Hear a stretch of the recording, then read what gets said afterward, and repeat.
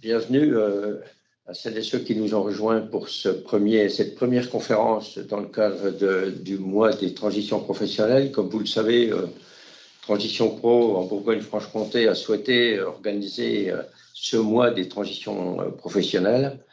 L'objectif est bien sûr de faire connaître les différents dispositifs qui sont de la responsabilité de Transition Pro, qui sont gérés par Transition Pro, mais aussi à travers un certain nombre de webinaires, de vous faire connaître un certain nombre de partenaires avec lesquels on est amené à travailler et vous permettre d'avoir une vision la plus large possible des différents services qui s'attachent de près ou de loin à toutes les problématiques d'emploi aujourd'hui, de formation professionnelle, de transition professionnelle, et dans le cadre du plan de relance de transition collective, l'ensemble des dispositifs.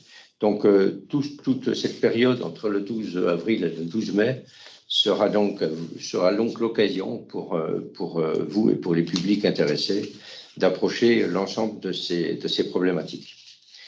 Ce que je vous propose, c'est que, alors, vous voyez le document partagé. Aujourd'hui, c'est la première conférence dans ce cadre, et donc cette première conférence va essentiellement traiter du projet de transition professionnelle, un dispositif qui a été mis en place récemment.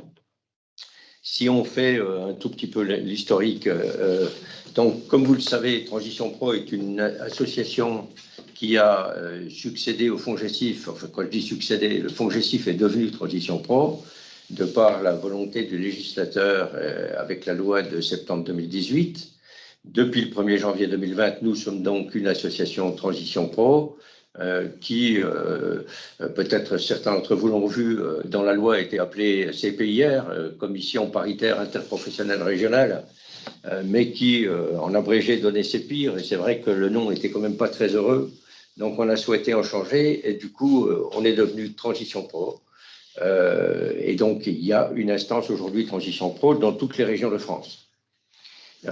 Et c'est donc aujourd'hui l'acteur des transitions professionnelles, Transition Pro, dans l'ensemble de ces régions. C'est, je le rappelle au passage, un organisme paritaire, donc géré par les représentants des organisations professionnelles et des organisations de salariés.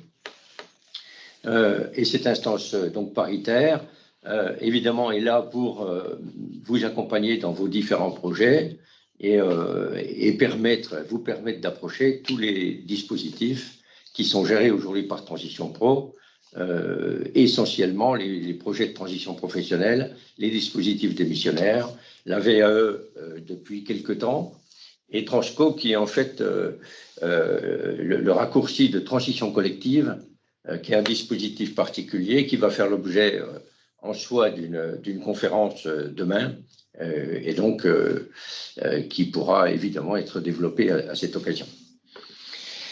Alors d'abord, peut-être pour introduire une petite vidéo, si toutefois vous la voyez, j'espère que vous la voyez. S'il y a difficulté, n'hésitez pas à nous le dire. Une petite vidéo pour introduire le sujet.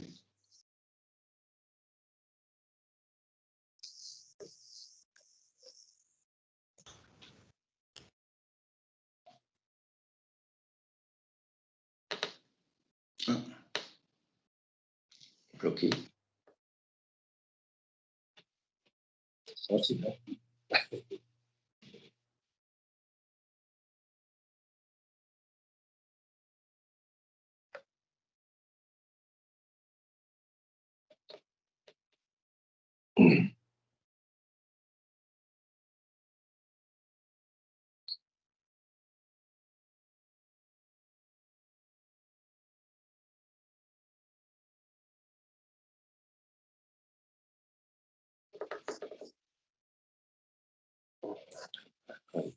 Je débloque parce que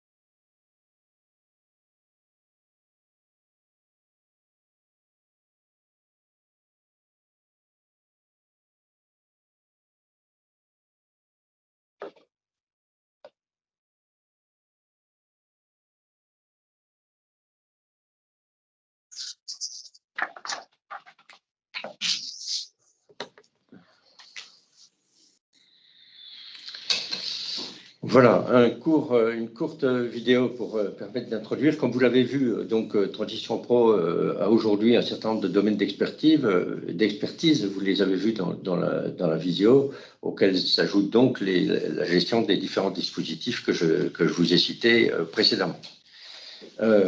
Donc, on va rentrer un peu dans le vif du sujet par rapport aux dispositifs de transition professionnelle. Et dans un premier temps, juste peut-être ce qui peut être un rappel, mais qui garde quand même son importance par rapport au sujet CPF. Vous savez que le compte personnel formation est un dispositif qui aujourd'hui est accessible, y compris sur les téléphones mobiles, hein, puisqu'on a une application qui permet d'y accéder directement, ce qui permet d'ailleurs aux personnes de pouvoir gérer directement à la fois leur demande de formation, à la fois de vérifier où en est leur compte, etc. Hein. Donc on a un accès facile. Ensuite, il faut aussi ne pas perdre de vue, et malheureusement, on a encore beaucoup de gens qui sont en retard par rapport à ça. L'abondement du compte CPF passe par deux impératifs. D'abord, bien sûr, il faut l'ouvrir, hein, et on a encore des gens qui ne l'ont pas ouvert. Et puis ensuite, il faut évidemment penser à reporter sur ce compte CPF les heures qui étaient des heures DIF, et ces heures DIF doivent être reportées maintenant ou plus tard avant le 30 juin 2021. Suite à un délai, hein, un délai supplémentaire qui a été accordé par le ministère, mais cette fois, la date du 30 juin est impérative. Et si on n'abonde pas le CPF avec ces heures DIF, ces heures seraient perdues, ce qui est quand même un peu dommage. Voilà, alors, il faut vraiment penser à le faire, c'est important. Et bien sûr, les ordifs, pour beaucoup de gens ne savent plus trop où les trouver. On a deux moyens normalement qui étaient mis en place par la loi au moment où ça a été fait. Le premier, c'est que normalement, on retrouve ça sur le bulletin de salaire de décembre 2014, ou alors par une attestation que l'employeur a éventuellement fait. Ça ne s'est pas fait systématiquement, mais beaucoup d'employeurs l'ont fait et que vous avez dû conserver. Donc, ne pas oublier de reporter ces ordifs sur le CPF. Ensuite, on a sur le projet de transition professionnelle lui-même, d'abord, je pense qu'il est important qu'on insiste sur le nom transition. Pour avoir accès à ce dispositif, il faut bien qu'on soit au clair sur le fait qu'il s'agit de transition et non pas d'évolution du travail ou du métier dans son métier. Ce n'est pas une évolution, c'est bien une transition. C'est la première chose importante. La deuxième chose étant que c'est toujours à l'initiative du salarié que ce dispositif peut se mettre en place. Quand on parle de transition, on est au clair qu'il s'agit bien de changer de métier, de profession, d'entreprise, etc. C'est bien un changement qui fait qu'on est bien devant une transition. Ensuite, ce dispositif nécessite bien sûr un parcours de formation.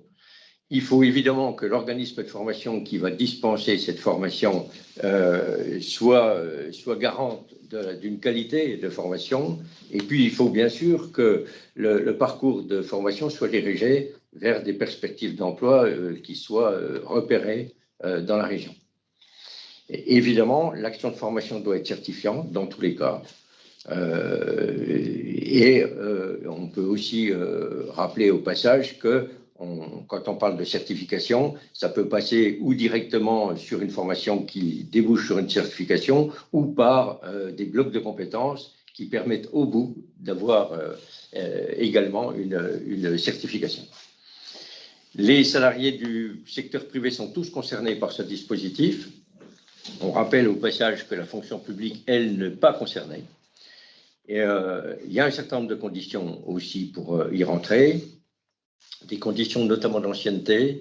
Alors sur les conditions d'ancienneté, on a évidemment des situations un peu particulières selon qu'on est en CDI, en CDD, en intérimaire ou intermittent, mais il y a en tout cas une condition d'ancienneté qui est pour les gens qui sont en CDI de 24 mois. Alors c'est 24 mois en situation de travail, mais il faut qu'il y ait au moins 12 mois dans l'entreprise dans laquelle on fait la demande. Ça, c'est la première chose, hein. Et c'est important de bien retenir ça. Et par contre, quand on est en CDD, on est devant une situation qui, là, est un peu différente dans la mesure où on a toujours besoin d'une ancienneté de 24 mois minimum, mais qui ne sont pas forcément consécutifs. Et par contre, on a besoin d'avoir 4 mois en CDD dans l'entreprise dans laquelle on fait la demande. Après, il y a des exceptions par rapport à l'ancienneté. On a deux types de situations où il n'y a pas besoin d'ancienneté. C'est en particulier pour les personnels qui sont en situation de handicap, où il n'y a pas d'ancienneté demandée. Et puis l'autre situation, c'est la situation des personnes qui sont en situation de licenciement économique. Dans ces deux cas-là, il n'y a pas besoin d'ancienneté. Alors pour les gens en licenciement économique, il y a de toute façon droit, mais il faut ne pas avoir suivi une formation entre le moment où on est licencié et le moment où on fait la demande de transition. Voilà pour cette situation. Ensuite, on a besoin d'aller sur une formation qu'il faut choisir, bien sûr. Et la formation choisie, il faut être attentif aussi au fait que quand on dit qu'il faut qu'elle soit certifiante, ça veut dire qu'elle figure dans le répertoire national des certifications professionnelles, le RNCP, ou alors qu'elle figure au répertoire spécifique. C'est une obligation par rapport à cette formation. Évidemment, la formation est de fait, du coup, éligible au compte personnel formation et elle peut se dérouler ou pendant le temps de travail, ou en partie pendant le temps de travail, ou hors temps de travail. Tout est possible dans ce domaine-là et on peut tout à fait être dans l'une ou l'autre de ces situations. Alors après, est-ce qu'il y a des possibilités d'avoir une formation longue? Sur le principe, la réponse est oui. Il n'y a pas de blocage par rapport à une formation longue, étant entendu que c'est bien sûr au coup par coup que la commission qui examine les demandes va juger si le financement va pouvoir se faire sur tout ou partie de cette formation longue. En règle générale, en tout cas, sur le principe, il n'y a pas de difficulté pour recevoir une demande qui propose une formation de longue durée. Voilà, alors évidemment, il faut une autorisation d'absence pour l'ensemble du parcours. Et ce qui est évidemment bien, c'est aussi d'avoir un devis pour la durée de la formation. Et quand on disait tout à l'heure qu'on pouvait avoir accès, notamment par son avec le portable sur les organismes de formation, ce qui est intéressant aussi, c'est peut-être de pouvoir recevoir plusieurs propositions qui permettent de faire son choix, de choisir son organisme de formation. Tu finis ou on prend les questions au fur et à mesure? Ah, s'il y a des questions, on les prend. Donc, Nathalie Candas nous a demandé, quand nous sommes en maladie professionnelle, peut-on faire la demande auprès de notre employeur? Alors, quand on est en situation de maladie professionnelle, on est en situation de suspension du contrat de travail, mais on est toujours en contrat de travail. Je pense que la demande peut être faite. Alors, en fait, il y a deux cas de figure, si vous voulez, dans le cadre de votre maladie professionnelle. C'est de savoir si vous allez reprendre après ou pas. Après ou pas. En fait, si votre formation est sur toute la durée du temps où vous êtes en maladie professionnelle, vous n'avez pas besoin d'autorisation d'absence. Il suffit de faire une demande hors temps de travail. Il n'y aura pas de prise en charge de salaire puisque c'est la sécurité sociale qui continuera à vous verser vos indemnités journalières. Par contre, il faut être sûr effectivement que la durée, entre guillemets, va jusqu'au bout. Alors là, vous précisez que vous allez déclarer en inaptitude. L'inaptitude est une inaptitude au poste de travail. Ce qui veut dire que tant que vous êtes dans l'entreprise, vous êtes éligible au PTP. Donc, si vous êtes en arrêt maladie, vous êtes éligible au PTP hors temps de travail avec les IJ de la sécurité sociale. Par contre, si vous êtes déclaré en inaptitude et que votre employeur engage une procédure de licenciement pour inaptitude, vous n'aurez plus droit au PTP directement. Voilà, c'est dans tous les cas possible, mais encore une fois, il faut vraiment être dans l'entreprise, quoi. C'est-à-dire il faut toujours être salarié. C'est un peu la règle qu'il faut retenir, toujours être salarié, que le contrat soit suspendu ou pas, et à ce moment-là, ça fonctionne. Donc, on peut passer. Après, sur le choix de la formation, on est, donc je le rappelle, hein, c'est la personne qui rentre dans le dispositif qui est acheteur de sa formation. Hein. Et on a, dans ce cadre-là, un certain nombre de formations qui, bien qu'étant inscrites au répertoire spécifique, ne sont pour autant pas éligibles au PTP.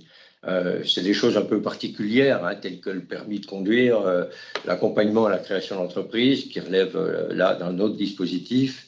Donc, on a quelques exceptions, quoi. Mais elles ne sont pas nombreuses. Hein. Mais il vaut mieux savoir qu'il y a quand même ces exceptions.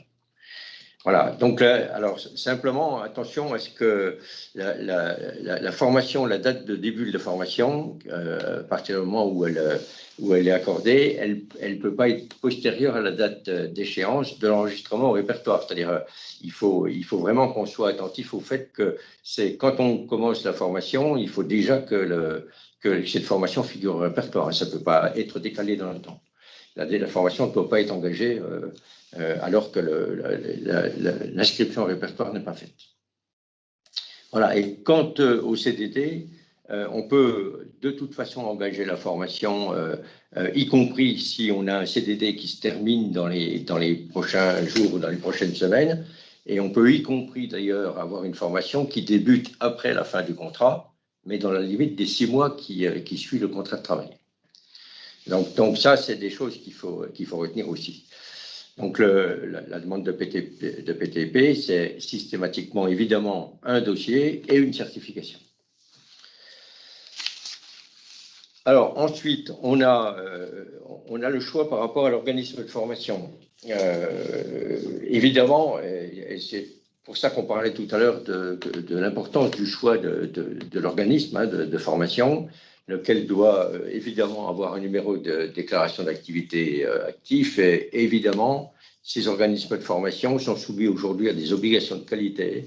Et il faut évidemment que ces organismes répondent à ces exigences-là.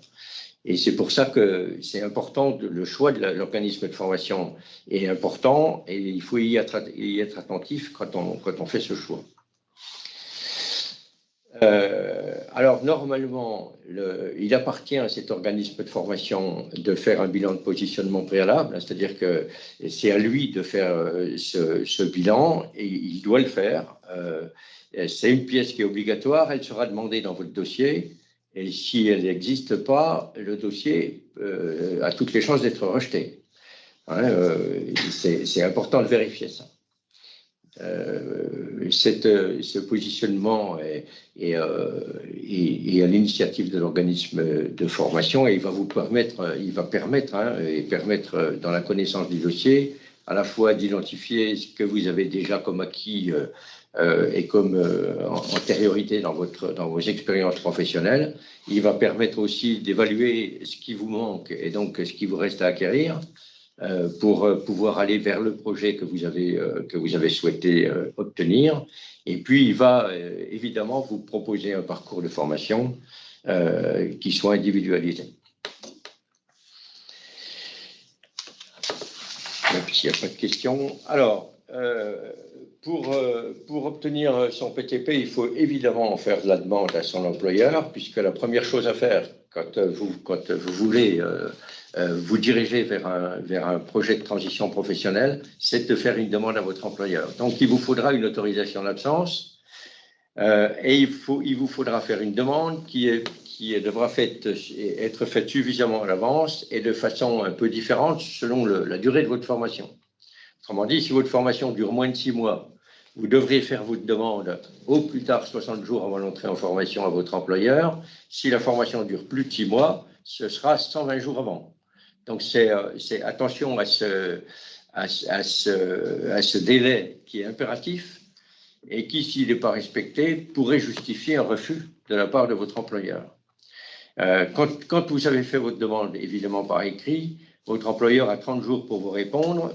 S'il n'y a pas de réponse dans les 30 jours, on est réputé avoir un accord. Dans tous les cas, c'est ce que prévoit la loi.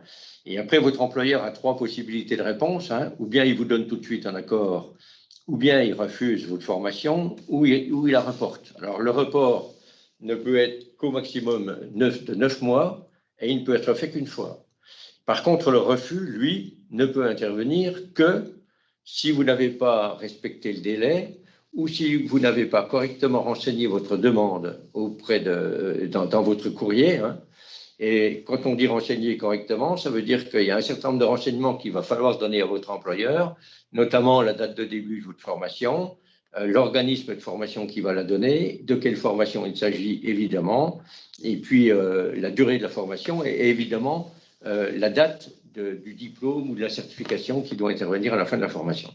Dans la mesure où vous avez renseigné tout ça dans votre demande, votre employeur n'a plus de possibilité de refus. Donc, il faut simplement garder ça en tête et attention au délai de 60 jours ou 120 jours, selon les cas. On a une question, Bernard, sur la diapositive d'avant, sur le bilan de positionnement. Je me permets de revenir un petit coup. Donc, Madame Candace qui nous demande le bilan de positionnement est en fait un bilan de compétences. Alors, non, ce n'est pas un bilan de compétences, le bilan de positionnement, c'est plutôt pour évaluer vos prérequis et vérifier que vous n'avez pas de besoin d'individualisation du parcours, c'est-à-dire des manques qu'il faudrait combler par quelque chose de supplémentaire ou bien des acquis qui vous permettent de ne pas faire la totalité de la formation. C'est ça, c'est un peu ce que je vous disais tout à l'heure, c'est-à-dire il faut qu'il y ait déjà ce positionnement, ça permet de repérer là où vous en êtes, vous, et de repérer quels sont déjà vos acquis. Alors en effet, après, ce n'est pas utile forcément de refaire la totalité de la formation si vous avez déjà acquis certaines parties de connaissances qui en font partie. Autant après la compléter. Hein, donc on est bien dans cette logique-là. C'est bien de ça qu'il s'agit.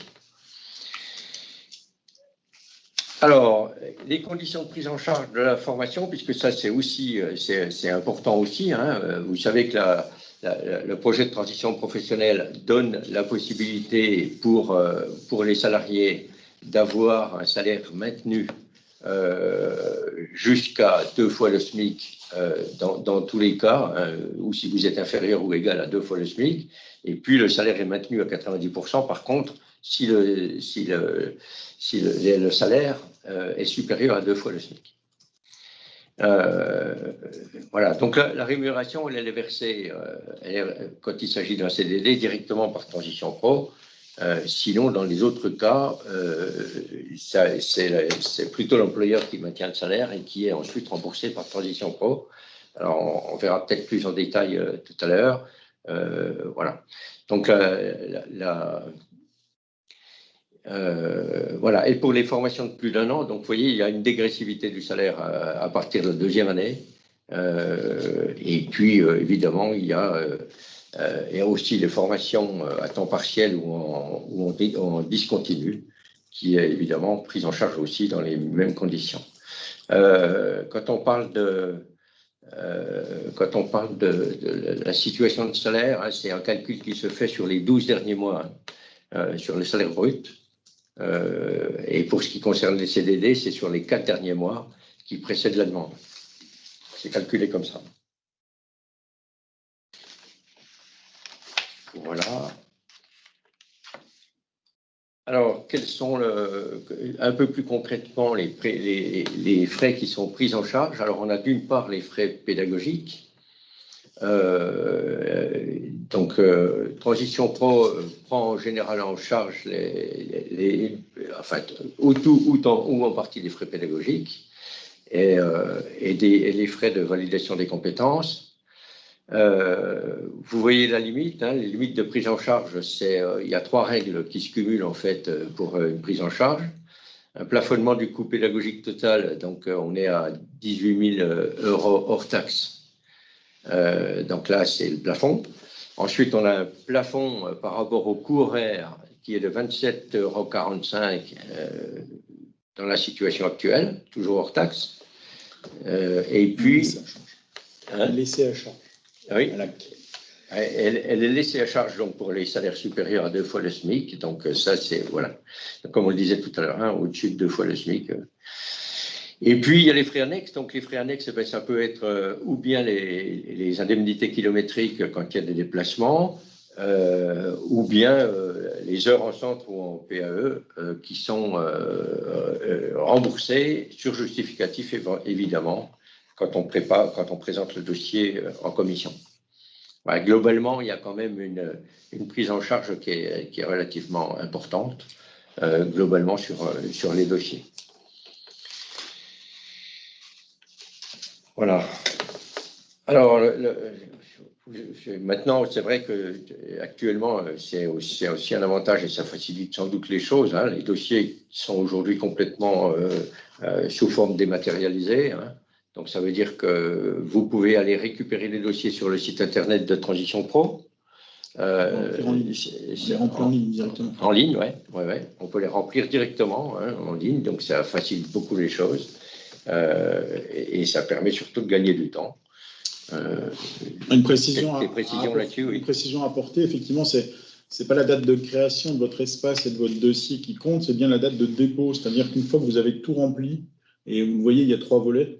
Je pense qu'on va revenir un peu plus en détail après, mais volet bénéficiaire, volet prestataire de la formation, c'est l'organisme de formation, et le volet employeur quand on est dans le cadre du PTP sur temps de travail. Et ces 3 volets, une fois remplis, vous permettent de valider votre dossier. Et la date de dépôt, c'est la date de validation de votre dossier et non pas la date de création dans notre espace. Faites attention à ça, il faut un certain temps pour le remplir. Voilà, et ce qu'on peut peut-être signaler aussi qui peut avoir son importance, c'est que c'est important que les renseignements des 3 volets soient fournis un peu en même temps. Hein. C'est-à-dire il n'y a qu'un envoi, quoi. On n'envoie pas les choses avec des temps espacés entre. Hein. On essaie de faire en sorte que la demande de financement, le volet employeur avec les renseignements qui sont demandés et le volet prestataire de formation soient envoyés tout en même temps, ce qui permet d'envoyer un dossier complet. Ça permet de gagner du temps. Et de gagner du temps. Hein, parce que voilà, ça évite de perdre du temps qui est déjà bien assez important comme ça quand on est demandeur. Alors, les points de vigilance, donc c'est ça, hein, vous voyez le dossier complet, donc c'est attention à ça. Vous avez la possibilité d'aller récupérer sur le site internet de Transition Pro un certain nombre d'aides qui vous permettront de rentrer, d'avoir tous les détails par rapport à la façon de procéder. Donc, il ne faut pas hésiter à aller sur ce site qui vous aidera. Et bien sûr, le fait qu'on ait des dossiers dématérialisés, ça n'empêche pas qu'il faut évidemment prendre contact avec l'organisme de formation. C'est quelque chose qui est évidemment utile. Et puis, aller régulièrement consulter votre espace de façon à voir comment le dossier avance. Essayez, dans la mesure du possible, alors c'est même plutôt indispensable dans le cadre de votre projet, d'avoir un certain nombre de pièces justificatives. Alors, c'est beaucoup vrai, c'est pas pour rien si on l'a cité là, par rapport à la situation métier, par rapport à votre projet. On est attentif, évidemment, entre autres, parce qu'il y a un certain nombre pour obtenir le financement de son projet de transition professionnelle. Il existe un certain nombre de critères qui permettent à la commission qui examine les dossiers de vérifier le côté recevable du dossier. Et parmi ces critères, il y en a un qui a une importance peut-être de plus en plus forte d'ailleurs aujourd'hui, qui est de vérifier que votre projet est bien dirigé vers des métiers qui existent dans la région. Il faut vraiment être attentif à ça et essayer de vous donner toutes les chances de réussite quand vous allez sur un projet de transition professionnelle.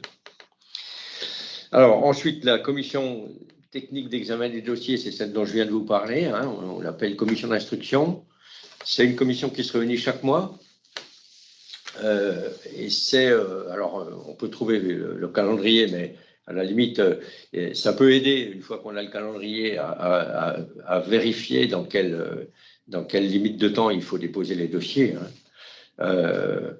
Et bien sûr, cette commission, elle a un certain nombre d'impératifs. D'abord, évidemment, elle ne peut prononcer une acceptation des dossiers que dans la limite des fonds dont elle dispose. Il est évident que on ne peut pas faire au-delà des financements disponibles. Et comme je vous le disais, il y a un certain nombre de critères.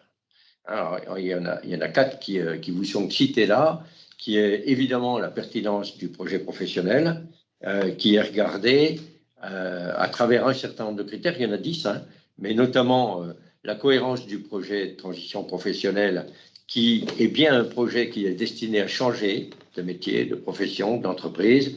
Ça, c'est une vérification qui est évidemment faite. Derrière, il faut qu'il y ait aussi une pertinence du parcours de formation et des modalités de financement à l'issue de l'action de positionnement préalable. Donc, dans quelle situation vous étiez? Est-ce que le parcours que vous avez choisi a une pertinence avec cette situation, etc. C'est des choses qui sont évidemment vérifiées. Et puis, comme je vous le disais tout à l'heure, les perspectives d'emploi à l'issue de l'action de formation et les perspectives d'emploi dans la région dans laquelle la demande est faite, ce qui paraît un peu logique. Alors, il peut y avoir, si ces critères ne sont pas pertinents par rapport à la demande, il peut y avoir refus de la commission, bien sûr. Mais s'il y a refus de la commission, vous avez des voies de recours. Alors, il y a évidemment la possibilité de faire recours. Et vous pouvez déposer une demande de recours auprès de Transition Pro, qui a une commission de recours, hein, qui réexamine la situation dans la mesure où elle est saisie. Voilà. Ensuite, alors, juste un mot peut-être pour vous aider, parce qu'il est vrai que quand on constitue un dossier de transition professionnelle, par rapport à tout ce qui vient de vous être dit, on peut se dire que c'est peut-être pas très simple, qu'on n'a pas toujours très facile à vérifier, par exemple, quels seront aujourd'hui les métiers porteurs dans la région, etc. Et pour ça, il existe un service qui est le CEP, donc le Conseil en évolution professionnelle. Donc les conseillers en évolution professionnelle sont précisément là pour aider les personnes à la fois porter un regard sur leur situation du moment, porter un regard sur le projet tel que la personne voudrait l'emmener, et puis aider la personne qui prépare son projet à le construire correctement, à le diriger le plus correctement possible pour avoir toutes les chances de réussite. Alors, ce conseil en évolution professionnelle, il va vous informer sur les formations existantes, sur aujourd'hui ce qu'est le marché de l'emploi dans la région, donc, comme je vous le disais, pour vous aider. Il va évidemment essayer de vous emmener et de vous accompagner tout au long de votre projet, de façon encore une fois, à vous donner toutes les chances de réussir dans la préparation du dossier et dans le projet qui est le vôtre. Et l'objectif étant bien d'essayer de réussir cette transition qui vous permet de passer d'un métier à un autre ou d'une entreprise à une autre. Ces conseillers en évolution professionnelle, on les trouve dans la région un peu partout parce que, en fait, alors je ne sais pas si on les a cités là, mais on peut les citer, hein, puisqu'il y a aujourd'hui dans la région 5 organismes qui se situent comme conseils en évolution professionnelle. Vous en saurez plus là aussi en suivant les conférences qui sont spécialement dédiées aux conseils en évolution professionnelle. Mais simplement, sachez que ces instances-là vont essayer de vous aider tout au long de votre construction et de votre projet. Je ne rentre pas dans les détails là, simplement peut-être vous citer les 5 opérateurs qui aujourd'hui existent dans la région. Il y a Pôle emploi, il y a Cap emploi, il y a l'APEC, les missions locales, et il y a le CIBC qui est l'opérateur privé qui en particulier suit plus spécifiquement les personnes qui sont dans le secteur privé, salariés du secteur privé. Voilà, pour aller vite là-dessus, mais encore une fois, il y a plusieurs conférences qui vont traiter de ce sujet CEP. Et donc, si vous voulez en savoir beaucoup plus là-dessus et quel type de service ils peuvent vous rendre, je vous invite à vous y inscrire et à les suivre. Et n'hésitez pas à aller sur notre site internet où vous retrouverez toutes les informations qui vous ont été communiquées aujourd'hui. Absolument. Voilà. Alors ensuite, vous avez ici, on va essayer de se garder un petit temps pour avoir un petit échange si vous le souhaitez, mais vous avez ici maintenant les renseignements nécessaires en cas de nécessité pour nous contacter. Donc vous savez que Transition Pro est à votre disposition aussi pour tous les renseignements utiles. Vous avez un accueil téléphonique, vous avez le numéro affiché là sur cette page.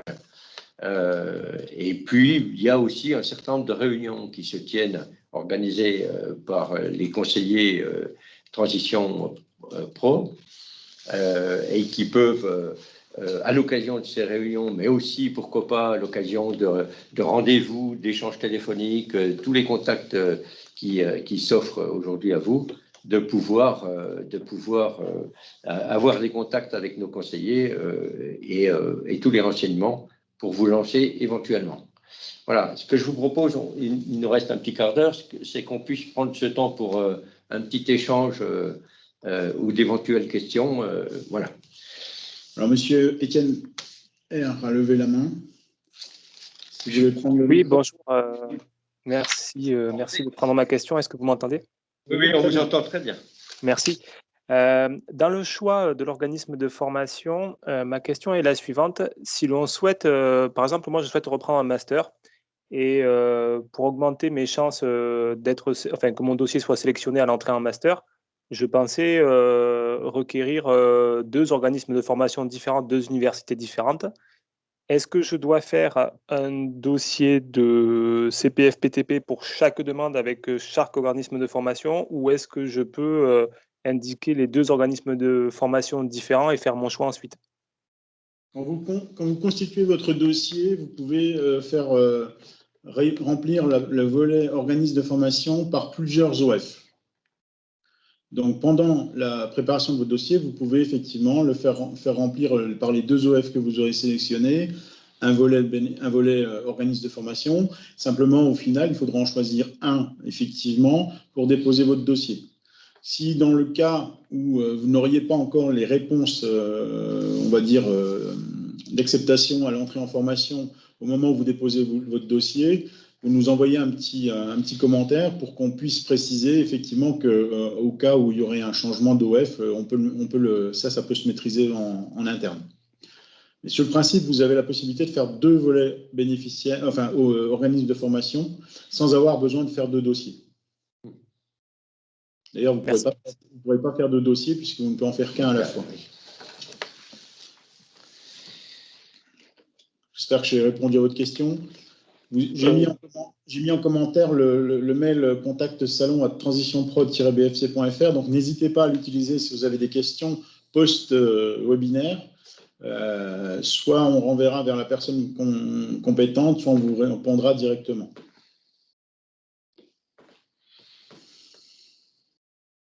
Voilà. Est-ce qu'il y a d'autres demandes de précision ou questions? D'autres questions? Alors, je n'ai pas dit tout à l'heure, mais je vais comme il y a un petit creux, je profite pour le préciser quand même, hein, c'est qu'à partir du moment où vous avez un financement qui se fait sur un projet de transition professionnelle, évidemment, votre compte personnel formation va être vidé, tout ou partie, selon le coût de la formation, mais va être vidé. Hein. Ça veut dire que ce que vous avez sur votre compte personnel, évidemment, va être utilisé pour financer la formation du CPF transition. Je ne l'ai pas précisé, je pense que c'est utile de le dire. Oui, et je pense qu'il faut préciser jusqu'au bout les choses, c'est-à-dire que c'est la réglementation qui nous impose de ponctionner votre compte CPF. Absolument. En tout ou partie, c'est en fonction du coût de la formation, bien entendu, mais tout ou partie. Par contre, cet argent reste dans les arcanes de l'État, entre guillemets, ou de la Caisse des dépôts qui gère les CPF. Donc, ce n'est pas considéré comme un cofinancement de votre part. Juste pour une petite précision, effectivement, hein, vous apportez votre compte, mais ce n'est pas considéré comme un cofinancement puisque nous ne retrouvons pas l'argent derrière. Ah, ça ne vient pas en déduction de ce qu'on finance, nous. C'est en effet une précision importante. Voilà. Y a-t-il d'autres points, d'autres questions? De toute façon, nous restons à votre disposition. Ce webinaire, d'ailleurs, sera repris. Oui. Alors, deux possibilités. Vous pourrez le voir en replay parce que le webinaire est enregistré, mais il sera aussi repris 2 à 3 fois sur l'ensemble du mois. Oui. Donc, avec le même PowerPoint et les mêmes informations, mais si vous avez des questions que vous voulez poser à l'oral, vous êtes bien entendu les bienvenus. Il n'y a pas de difficulté. Est-ce que globalement, la présentation de ce projet de transition professionnelle vous a renseigné?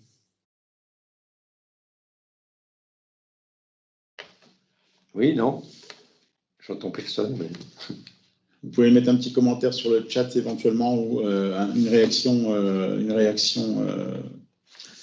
avec le petit bouton des réactions. N'hésitez pas à nous faire part de vos remarques positives ou négatives. Voilà. Ça y est, ça vient dans le chat. Il y a la conversation qu'on peut peut-être afficher. D'accord. C'est des oui, très bien, oui, merci pour ces informations. Ben voilà. Voilà, très bien. Donc, bon, ben, j'espère en tout cas que ces renseignements pourront éventuellement vous être utiles, et puis ça permet aussi de pouvoir renseigner éventuellement d'autres personnes. Mais n'hésitez pas aussi autour de vous de dire que cette conférence va être reproduite donc au minimum 2 fois entre maintenant et le 12 mai, oui. Et que donc si des personnes sont intéressées, il ne faut pas hésiter à y participer.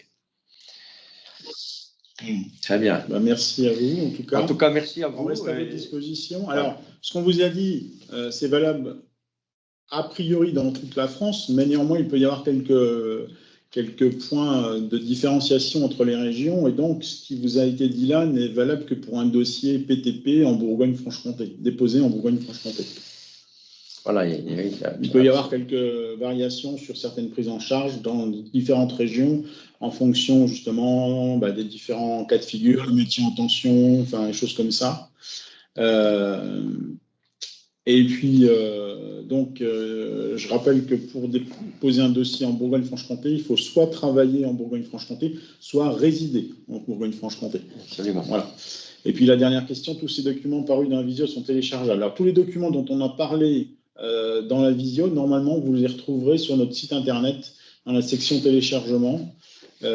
S'il y a des choses que vous ne retrouvez pas, n'hésitez pas à nous envoyer un petit mail sur l'adresse que je vous ai laissée et nous vous le ferons parvenir. Voilà. En tout cas, merci à vous pour votre participation. J'espère que ça aura été profitable et puis peut-être à bientôt sur une prochaine conférence. Il y en a quand même un certain nombre pendant tout le mois. Alors, on a encore quelqu'un qui écrit un commentaire, je ne sais pas. Voilà, c'est un remerciement aussi. Les coordonnées vous sont déjà envoyées. Oui, je les ai reçues, Madame Candace. C'est bon. Très bien, merci à vous. Merci à vous. À bientôt. Et à très bientôt.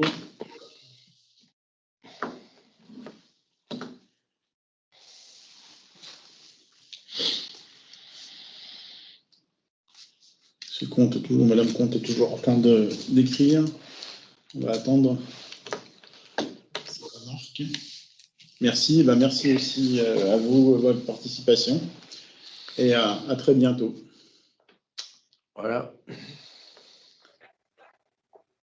Vous